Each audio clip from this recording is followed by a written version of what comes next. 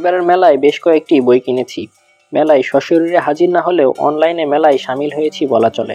আমার কেনা বইগুলোকে fiction, science fiction are popular science এই 3 ক্যাটাগরিতে এই ভিডিওতে উপস্থাপন করেছি। সবশেষে গিফট হিসেবে পাওয়া একটি বইয়ের কথাও যুক্ত করেছি। ফিকশনের মধ্যে নিয়েছি লেখক উবায়দ হকের নতুন বই আরকাঠি। সমসাময়িক লেখকদের মধ্যে উবায়দ হকের লেখা পাঠক মহলে বেশ জনপ্রিয়। কয়েক পেজ পড়েই বইটা কেনার আগ্রহ তৈরি হয়ে যায়। এছাড়া লেখকের নীল পাহাড় বইটিও কিনেছি এবার। মাসুদুল হকের নতুন বই অসচর। এটি মূলত গল্পের বই। নাজুক মানসিক অবস্থার এক ডাক্তারের গল্প। রোগী দেখতে গিয়ে তার বিচিত্র, বিপজ্জনক ও অতিপ্রাকৃত অভিজ্ঞতার গল্প। ভেন্ট্রিলোকুইস্ট, মিনিমালিস্ট লেখকের বেশ জনপ্রিয় দুইটি বই। লেখক ও অনুবাদক মোহাম্মদ ফুয়াদ আল ফিদার নীল নকশা বইটিও কিনেছি। যদিও এটি এ মেলার নতুন বই না, এটি একটি মেডিকেল থ্রিলার উপন্যাস। অনুবাদক হিসেবে বেশি পরিচিত ফুয়াদ আল ফিদার অন্যতম সেরা মৌলিক বই এটি। বাংলা একাডেমি পুরস্কারপ্রাপ্ত লেখক মামুন হোসাইনের গল্প সংকলন কয়েকজন সামান্য মানুষ বইটিও নিয়েছি এবার। এতে মোট 5টি ছোট গল্প রয়েছে। মজার ব্যাপার হচ্ছে, ফিকশন ক্যাটাগরিতে আমার এই কয়টি সংগ্রহে উবায়দ হক বাদে বাকি 3 জন লেখকই চিকিৎসক এবং সমসাময়িক বাংলা সাহিত্যে বেশ গর্বের সাথে তাদের নাম উচ্চারিত হয়। এবারে আসি সায়েন্স ফিকশন ক্যাটাগরিতে। এখানে মোট 3টি বই রয়েছে।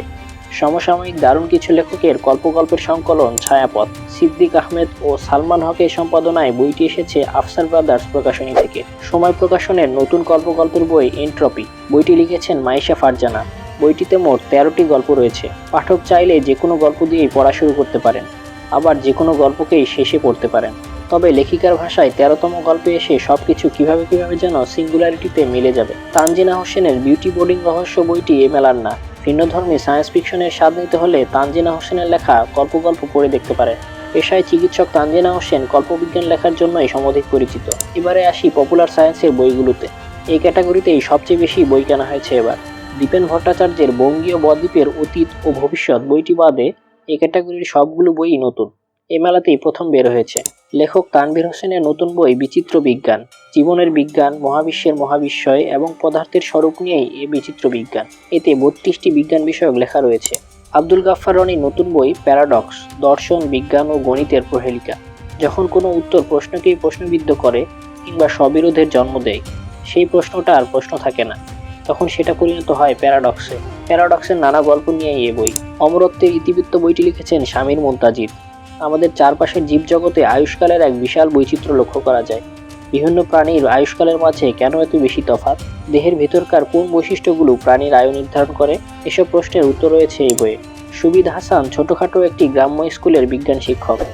বিজ্ঞানের নানা বিষয়ে ছাত্রছাত্রীদেরকে, আবার কখনো তার সহকর্মী শিক্ষকদেরকে একেবারে বাচ্চাদের বোঝানোর মতো করে বুঝিয়ে দেন তিনি। সুবিদ হাসানের বিজ্ঞান বোধ বইয়ে ফিকশনের আদলে বিজ্ঞানের নানা বিষয় উঠে এসেছে। বইটি লিখেছেন তৌহিদুর রহমান উদয়। অনুপম থেকে বের হওয়া সৌমিত্র চক্রবর্তীর প্রোগ্রামিংয়ে জীবন পাঠ বইটিকে পাইথন প্রজেক্টের বই বলা যেতে পারে। আবার কেউ যদি জীববিজ্ঞানের মূলনীতিগুলো বুঝতে চান, তার জন্যও এই বই প্রযোজ্য। স্মার্টফোন, ডেস্কটপ, ল্যাপটপ যে কোনো ডিভাইসে বিনামূল্যে সিমুলেশনগুলো অনুশীলন করা যাবে।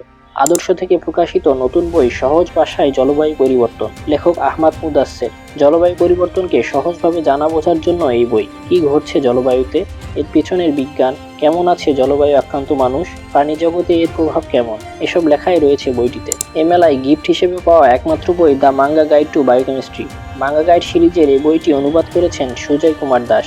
গল্প আর কমিক্সে প্রাণ রসায়ন শেখার জন্য দারুণ একটি বই।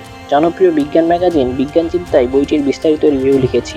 রিভিউটি পড়ে দেখতে পারেন, লিঙ্ক ডেসক্রিপশন বক্সে। তো এই ছিল 2024-21 বইমেলা থেকে আমার সংগৃহীত বইয়ের তালিকা। এখন ধীরে ধীরে বইগুলো পড়ার কাজ শুরু করা দরকার।